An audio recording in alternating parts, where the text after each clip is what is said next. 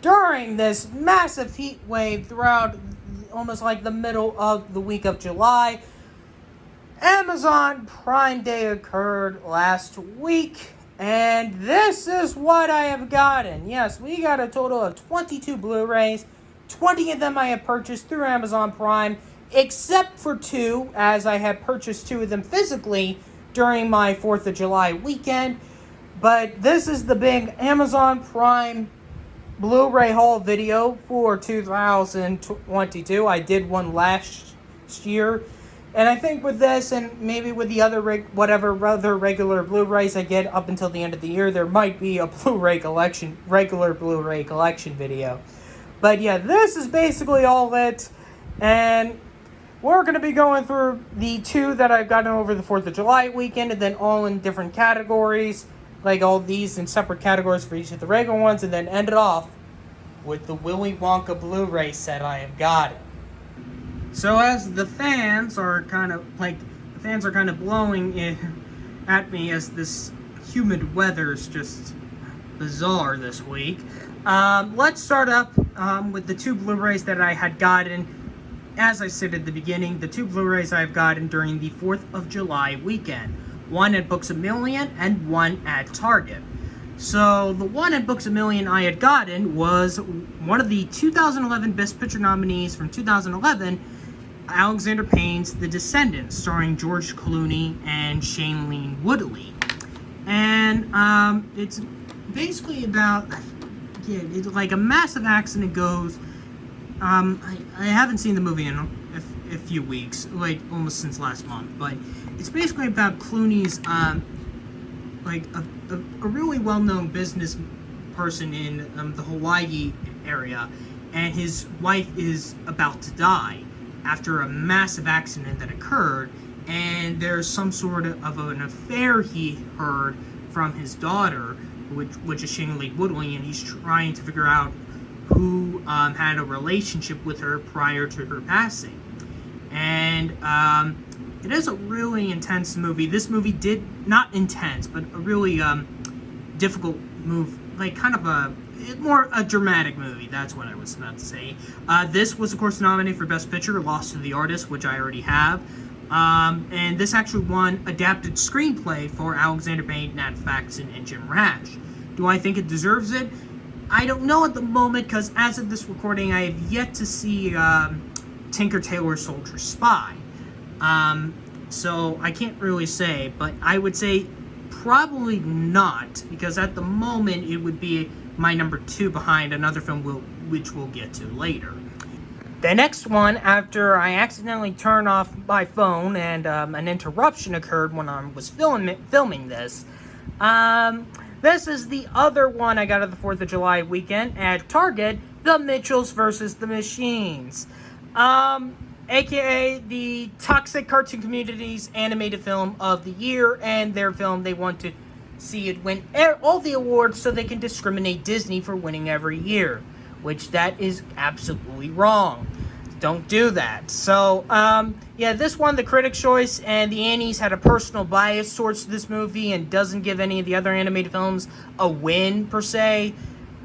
Like, the Annies are now becoming the Tony Awards.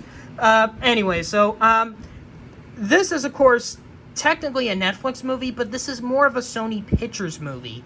And since it is more of Sony Pictures Animations movie, it does get its own Blu-ray release. It doesn't need to go through Criterion. Vivo and Wish Dragon probably won't. I'm guessing Vivo is also out on Blu-ray, because I saw that on the Amazon listings, but I don't know if it's officially out, because I have not seen it at Target or Walmart. But this is the movie I had gotten. Because The Descendants, I forgot to mention, I got that at Books A Million. As you can tell, it was used because of the stickers they put on, which is not necessary. So, I am back onto the Mitchells here. I will say, I think this movie is a little bit overrated. I still think it's a good movie, but the hype is just way too much. It was my number 4 of the animated features ranking, because I prefer watching Encanto, Raya the Last Dragon, and Flea. But this is a good movie nonetheless. I just wasn't a fan of the story. Kind of felt like the typical Lord and Miller family aspect. I've seen like that technology taking over the world message. I think I've heard it before. But at least the humor and the performances does, and sometimes the execution does so well. And the puppy dog Munchkins, I believe that's his name, the show stealer of the movie, he is hilarious. He is the real reason why that movie is funny. I laughed every single time. Dang it, Katie. And this also comes, this Blu-ray specifically, you can actually get physically. You don't have to get it like through a Sony store or something like that. You can get this physically. This comes with a director's note, and look at this. Wow. So much words. I don't think I can't be able to... Yeah, you can't read that very close. Like, you can read almost half of this, but then when you get to here... Oh, boy. And then... Look at the back here. I mean, look at this. No Country for Unpopular Teenagers, The Not Social Network, and The Monster That Was Nice and Cool, but no one liked for some reason. I get the first two, but I don't know what the third one's a parody of, but... So yeah, that's what Katie Mitchell really wants to be, of course, an inspired filmmaker, and I can see why. It also says comes with 2 new mini-movies. I think it's supposed to be featuring the dog, so when I ever get a chance to play this movie on Blu-ray, my Blu-ray on it, I'm gonna see what it is, but yeah, I'm just glad. So I am like 3 out of 5 for the animated features that of 2021 that I got in Blu-ray.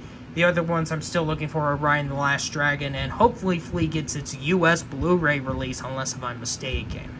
In the last regular Blu-ray update video, I had said the one movie I was looking for in terms of the 2021 Oscar-nominated movies was this one, and that is, of course, Licorice Pizza. This is Paul Thomas Anderson's recent film, and one of the rare American-themed movies where it has an age gap relationship of an old woman, young man, which in this case is a 10-year gap, starring Alana Haim from the youngest sister, if I'm correct, of the music band Haim, and Cooper Hoffman, the son of the late, great Philip Seymour Hoffman, both of which on their debut features, with featured appearances from Sean Penn, Tom Waits, Bradley Cooper, and Benny Safdie. Now, this, of course, got 3 Oscar nominations for Best Picture, Best Director, and Best Original Screenplay.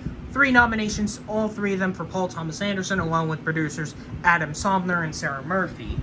Now, I will say this, for some reason, after I saw this movie for the first time, and yes, this does come with a poster. Very unique.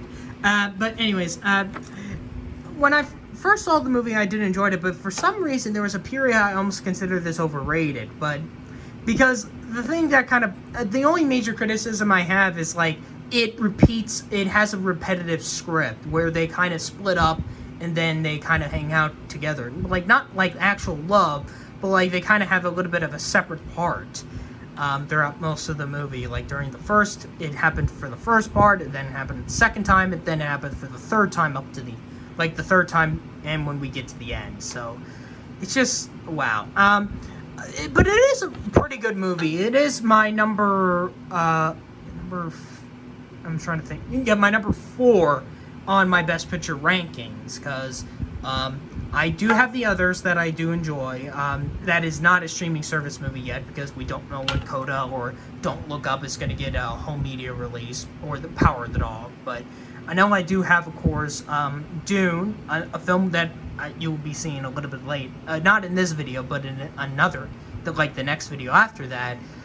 King Richard, and yeah, that's it. And Dune, yeah. Those are the 4 that King Richard, Dune, Licorice Pizza, and the one I have. So I have the 4 that were in my top 10 Oscar movies of the year. This would be my number 6. So, like, Dune's at 5. Something Else is at 4. King Richard's at 3. No Time to Die is number 1. But the one film I am still trying to find that is not here, one 2021 movie I'm still trying to find, although I didn't get it through Amazon Prime because it has an Australian theme to it. I'll explain that a little bit later. Even though Blu-rays are region-free, Spencer, the Kristen Stewart movie, I have yet to find that physically. Yeah, so I did found Licorice Pizza at Walmart, but it was only on DVD. So no Blu-rays were at Walmart for this film. Target did not have this. If Best Buy was still open, they probably would have had it, but they don't. But this Blu-ray also came with a poster, and I believe it was for a limited time off. Yeah, limited edition poster. So, which is basically the front of the Blu-ray cover itself. It is a pretty good movie. I might still say Punch Drunk Love is still my favorite film from his out of the four I've seen, although I've yet to see like Magnolia. But I can't wait to see what he does, and I know Haim and Cooper are definitely going to work with PTA for future movies. Not probably as stars, but maybe like more supporting performances. Will we see them as a main character in the future? We'll have to see how their movie careers go. And now the rivals during the 2000s, Pixar and Dreamworks. Although one from the 90s, two from the 2000s, and two from the 2010s. So, yep, I decided to put all my animated Blu-rays here for this in case, with A Bug's Life, The Incredibles, Cars, How to Train Your Dragon, and Kung Fu Panda 2.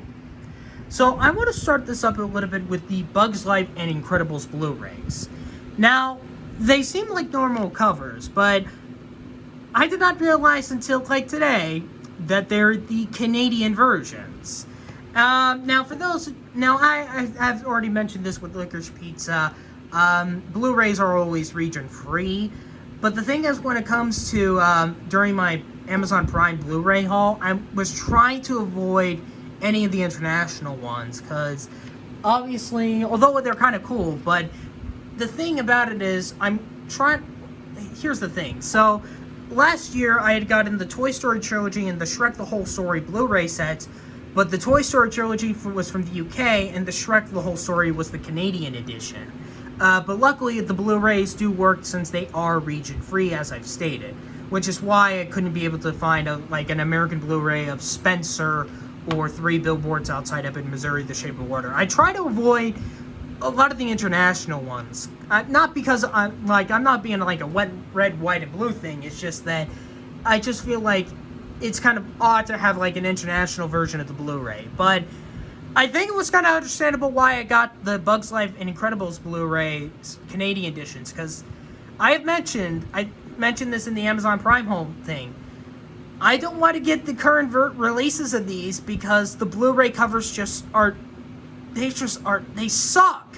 They're just absolutely lazy. At least with this Cars one, at least it's, you know what it is, because at least it doesn't have McQueen right in front of your face. At least I'm kind of more happy with this, because I think this is an older edition of it before the big trend came into play, which is why I had specifically needed to find the good Blu-ray covers of How to Train Your Dragon and Kung Fu Panda 2. That's what I had to do with the older Pixar Blu-rays, because they are just lazy. I already got the good covers of Finding Nemo and Dory, through either at a Rite Aid or Books A Million or Elite Games.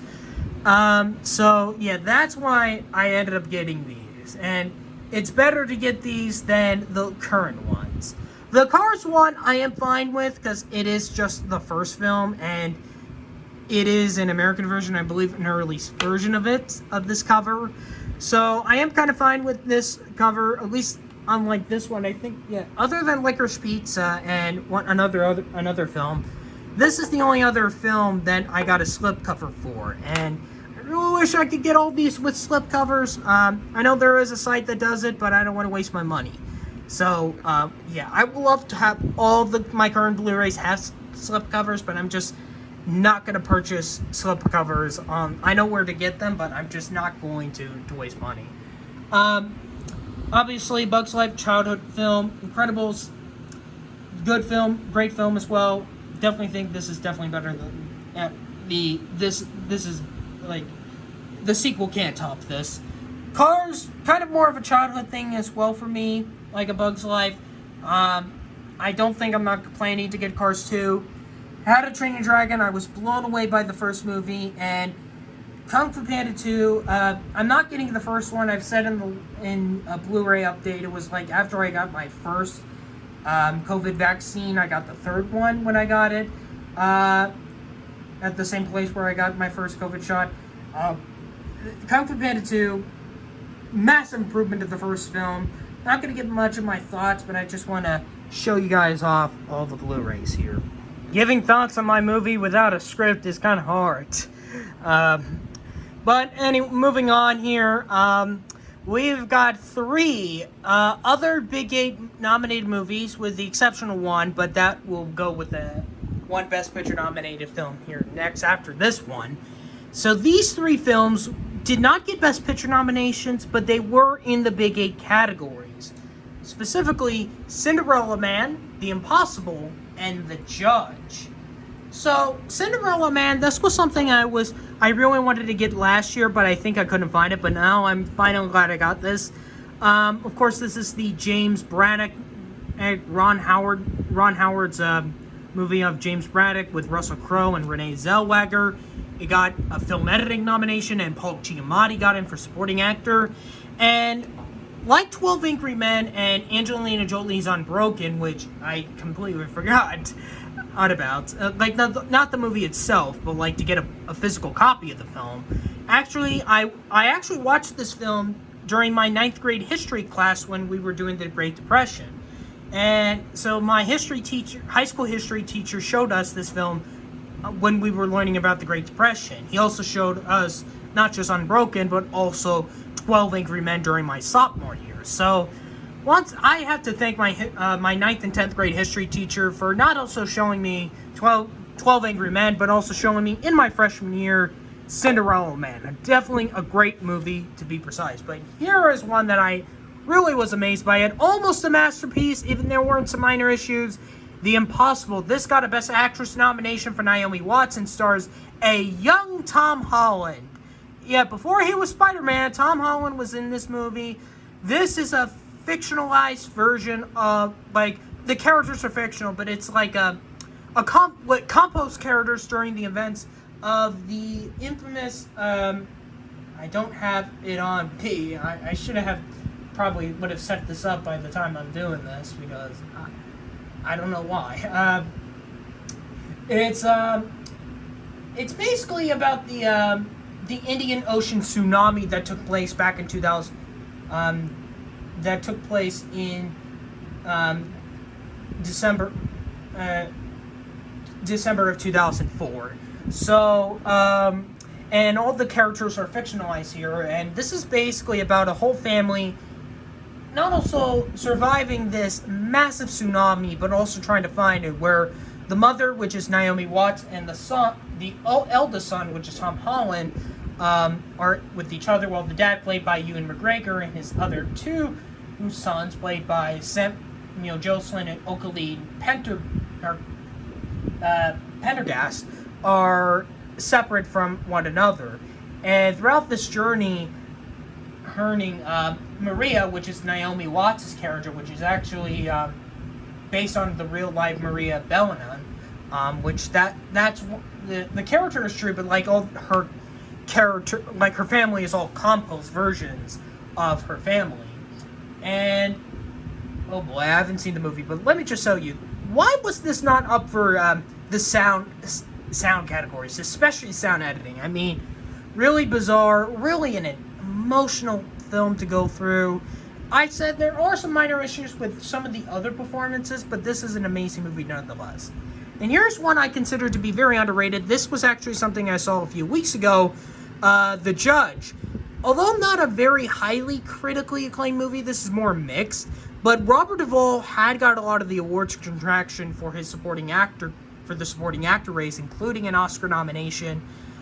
Definitely, if you want a great performance from Robert Downey Jr. outside of the MCU, Chaplin is one of them, of course, because of his Oscar nomination, but this is definitely one that was very overlooked.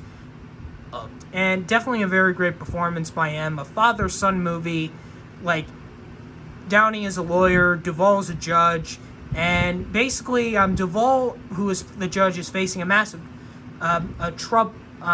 is kind of, remember in the movie here, is facing trouble right now because he is committed a crime of potentially murdering an enemy of his. And his son, which is Downey Jr., is basically his lawyer for the entire event, because this take place after, these events occurred after Duvall's the judge that Duvall plays wife passed away, and of course his son came in back home for a visit. Doesn't have a great relationship with his father, but when this case comes into play, he has to defend not just him as a father, but more specifically as an actual person himself. Very underrated. I don't understand where are some of the issues. I get it with the supporting players, but definitely a very underrated movie nonetheless. 3 great movies, could have been potential big Best Picture nominations. Not much based on the critic reception of this film, but wow, what a list. These next 2 films, Dallas Buyers Club, a Best Picture nominated film from 2013, and winning 3 Oscars for Best Actor for Matthew McConaughey, Best Supporting Actor for Jared Leto, and Best Makeup and Hairstyling, and Wild, which was nominated for Lead Actress for Reese Witherspoon and Supporting Actress for Laura Dern. Both of these films were directed by the late Jean-Marc Vallée. For those who don't know, Jean-Marc Vallée was a Canadian filmmaker, most notably for directing films such as The Young Victoria. He also directed Café de Flora. But these 2 are his most unique films, especially Dallas Buyers Club, because it got a Best Picture nomination. He also made the miniseries Big Little Lies and Sharp Objects. And also, did he also direct this? I don't see anything.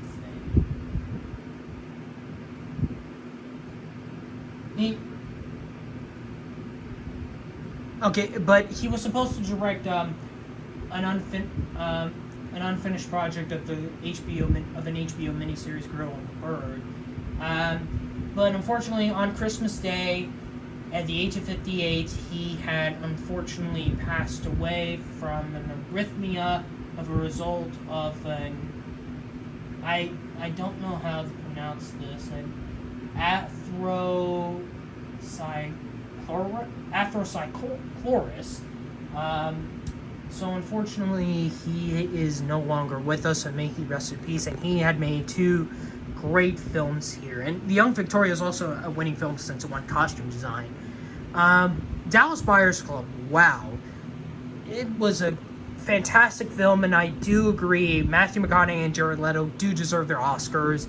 It's very ironic how Leto went from an Oscar winner to people almost hating on him or making fun of him, especially with House of Gucci, Suicide Squad, then The Little Things, then House of Gucci, and now more BS, which I know I have to watch soon for the Spider-Man ranking, which I don't want to. Also, Jennifer Garner was really great in here. I'm surprised she wasn't even contention for supporting actress. And I also think this film should have won original screenplay over her, which is ironic because we'll get to that movie next. But this is definitely a really great film, and Wild really should have gotten a lot more recognition. Like for adapted screenplay, Nick Hornby was the writer of the film, Best Picture. But for me, Reese Witherspoon should have won Best Actress. I think she should have won over Julianne Moore for Still Alice. I thought she was phenomenal in this movie. It is a shame that he is no longer with us, but man, Mr. McValley, you did make 2 great movies from the last decade. May you rest in peace. We already had looked at Dallas Buyers Club, but now we're going to look at these other 8 Best Picture nominated films from the last decade that I have watched for the first time, or rewatched 2, or seen 1 a few years ago and really enjoyed, and even a rewatch on another one. But 4 of them I watched for the first time. Half of this I watched for the first time. So going by year order, for 2011, we have Woody Allen's Midnight in Paris and Martin Scorsese's Hugo. For 2012, we got Quentin Tarantino's Django Unchained. 2013, we already saw Dallas Buyers Club, but we have Paul Greengrass as Captain Phillips and Spike Jonze as Her. 2014, we have Clint Eastwood's American Sniper and Damien Chazelle's Whiplash. And for 2017, Christopher Nolan's Dunkirk. So, Midnight in Paris and Hugo, really great movies here. Woody Allen really did, although Yeah, I can understand. Yeah, although he's not. Well, although he's kind of controversial now, but he really did a good job making this time-traveling movie. Marion Cotillard, oh my gosh, she is so attractive in this movie, I must say. Hugo, I watched this for the first time a couple of years ago, since this was, I believe this is a PG-rated movie. And I wasn't really bizarre by it, but now, revisiting it years later, I really did love it. I believe it was my number 2. Yeah, it's my number 2 of the best, because I saw all the Best Picture nominees in 2011, but The Artist still remains as my number 1. 2012, to Django Unchained. As of this recording, the only Best Picture nominee from 2012 I have yet to see is the Austria film Amour. So, out of the 8 I have seen so far, Django Unchained is my personal favorite. I can't say if it deserved the win for original screenplay. I don't think Waltz would have been my vote for supporting actor. It would have been Tommy Lee Jones for Lincoln. And for me, if I would say who is the best supporting actor of that movie and the best actor, the best performance of the movie, it's hands down Samuel L. Jackson. Although, yeah, of course, this is a racial movie directed by a white person, but of course, Tarantino had abolished Hitler in Inglourious Basterds, had abolished the Manson family in Once Upon a Time in Hollywood, and of course, he abolished slavery in Django Unchained. Going to 2013, although 12 Years a Slave, I do agree it deserves the win for Best Picture. Captain Phillips was my number 2. Wow, what an adventurous movie that was. I gotta ask, why the hell was Tom Hanks not nominated for Best Actor? I mean, you could have got rid of Bruce Dern for Nebraska, in my personal opinion. I thought he was the weakest out of the 5. I mean, wow. This is a really intense movie, a massive survival movie. Like, this is not Tom Hanks being Tom Hanks. This is Tom Hanks as Richard Phillips. Wow, this is an amazing movie. One of the very creative romantic movies out there of a man, which is Joaquin Phoenix, loving a phone, which is Scarlett Johansson. Wow, and I really got emotional with that ending. And as a person who is single, I just really kind of felt connected. Although the sex jokes jokes aspect is kind of weird in this movie, but this is a great film nonetheless. Do I think it deserved it? This one original screenplay, which for me, I said Dallas Buyers Club did deserve the win, should have won that. So, Captain Phillips also got an adapted screenplay nomination. Now we into 2014 with American Sniper and Whiplash, both amazing rewatches for the first time this year. Amazing film from American Sniper. Amazing film with American Sniper here.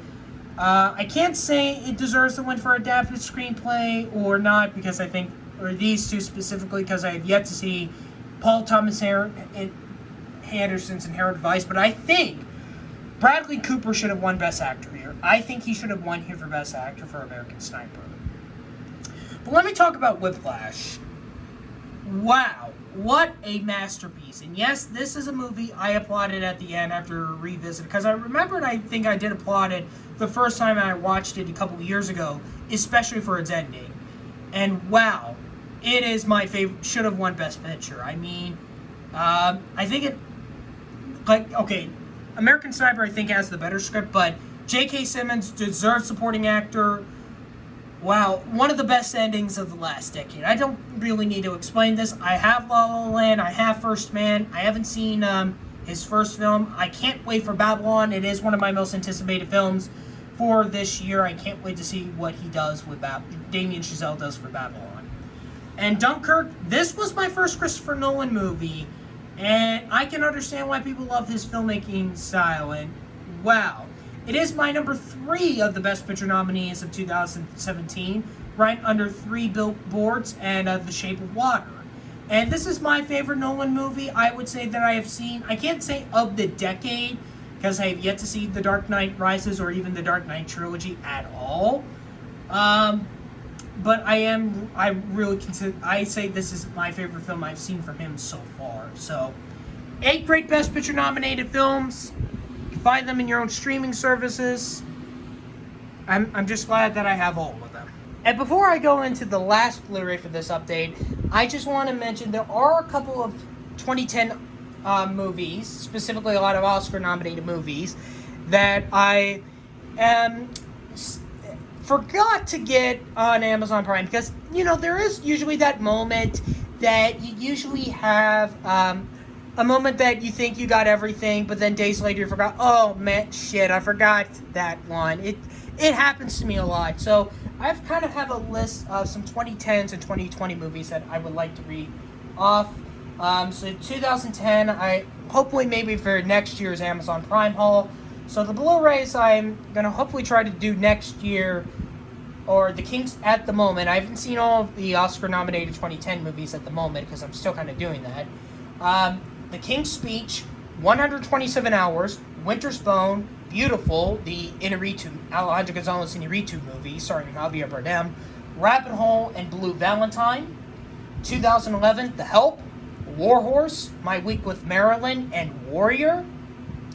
2012, Beasts of the Southern Wild, Zero Dark 30, Tim Burton's Frankenweenie, his stop-motion animated film, and Wreck-It Ralph. 2013, Gravity and the Croods. 2014, Selma, Foxcatcher, Nightcrawler, Ida, and Unbroken. 2015, Mad Max Fury Road, The Danish Girl, and Creed. 2016, Elle, Jackie. Elle is the Isabelle French films, Paul Verhoeven French film, starring Isabelle Huppert. Jackie, the Natalie Portman film. Florence Foster Jenkins, 20th Century Women, The Red Turtle. The Denmark film Land of Mine, the Swedish film A Man Called Uva. If it is on Blu-ray, the Italian documentary Fire at Sea. 2017, The Shape of Water and 3 Billboards Outside Ebbing, Missouri, as I have mentioned, along with Roman J. Israel Esquire, I, Tonya, Pixar's Coco, the Lebanese film The Insult, the Swedish film The Square, and Baby Driver, another masterpiece. 2018, Bohemian Rhapsody, The Favorite, Vice, Adam McKay's Dick Cheney biopic, At Eternity's Gate, the Vincent Van Gogh biopic starring Willem Dafoe, The Wife, and Can You Ever Forgive Me? 2019, Missing Link, and if they are on Blu-ray, the North Macedonia documentary Honeyland and the National Geographic documentary The Cave, which I looked, they don't have it. Maybe there could be on Blu-ray, I'm not sure. 2020, Nomadland, Another Round, and Better Days, which the latter one I almost did purchase, but it was kind of a little bit too expensive. And for this past year, Spencer, Flea, Ryan the Last Dragon, and I did look, it wasn't on Blu-ray, Lunana, A Yak in the Classroom, which hopefully that could be on Blu-ray soon. Maybe hopefully for an American version for Flea. I did look at Spencer, but I'm glad it was only the Australian versions. As well, there was no Blu-ray for Ryan Last Dragon, so hopefully next year I can get those Blu-rays. So now, let's get into the last and the big one that you've been waiting for. For this Blu-ray update, specifically for Amazon Prime, here it is. One of my big wish list Blu-rays I wanted. And I got it in, although you can't find it in stores, but it was on stock for Amazon Prime. And this is, of course, the 40th anniversary Blu-ray set of Willy Wonka and the Chocolate Factory, the Ultimate Collector's Edition. They made 100,000 of these. I've got in here number 2,302. So this is definitely one I've been wanting. Now, I know this movie recently got re-released for its 50th anniversary, but that's on 4K. 4K is overrated. I really don't need any explanations to this movie. A classic. I did a not so great review of it because my improvisation sucks. But it was a review for the 1 year anniversary of the passing of Gene Wilder. And I still am baffled to that day. It was when I heard he died, because that was as soon as I got home from my first day of junior year in high school. I went to Twitter, saw a headline that he passed away, and that was sad to me. And sadly, recently, 3 years ago in 2019, Denise Nickerson, who played Violet Beauregard, also passed away. May she rest in peace. The original for Michael Bulmer Julie Dawn Cole, Paris Thurman, and the star Peter Olmstrom are still alive to this day, as well as one of the Oompa Loompas, Rusty Goth, like one of the most notable ones because he also appeared in the Harry Potter series.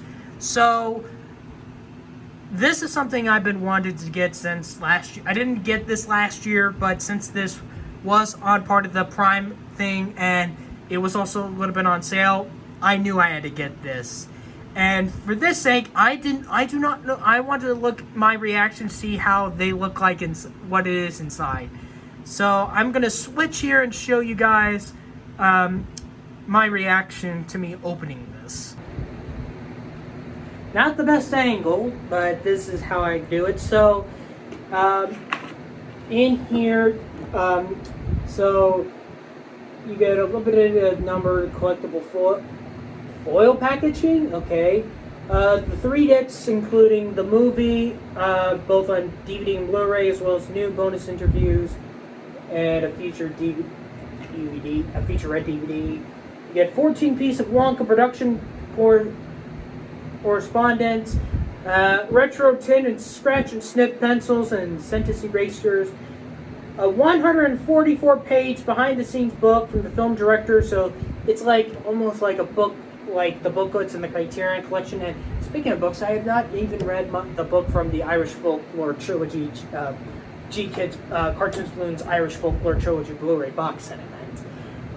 So, so the Blu-ray, 71 movie, a documentary, the commentary, which I believe that's from the DVD, sing-alongs. I think some of them came from the original DVD, Mel Stewart's, so I've yet to see what they look like physically to see how big they are compared to my hand. So this is the back cover. I just want to show off sides, through the drawer here. So here we go. Wow. Okay, so so this book is not really. I don't usually do unboxing, but I'll box this later. So there's the Pure Imagination book. Here it is, the Golden Ticket. Greetings from you to you, the lucky finder of this golden ticket from Mr. Willy Wonka. And this, it's like this was